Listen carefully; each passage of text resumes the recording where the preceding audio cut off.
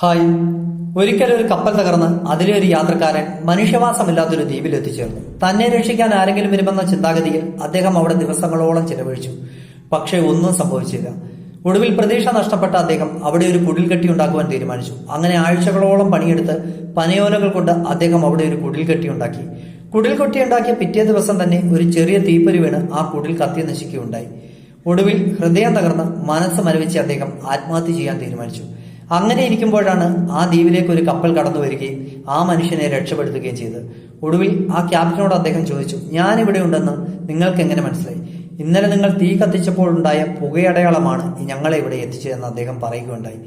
പ്രതീക്ഷകൾ നഷ്ടപ്പെടുമ്പോൾ ജീവിതം അവസാനിച്ചെന്ന് ആരും കരുതരുത്. നമുക്ക് വേണ്ടി ഒരു കച്ചിത്തുരുമ്പെങ്കിലും ദൈവം എവിടെയെങ്കിലും കാത്തുവെച്ചിട്ടുണ്ടാകും.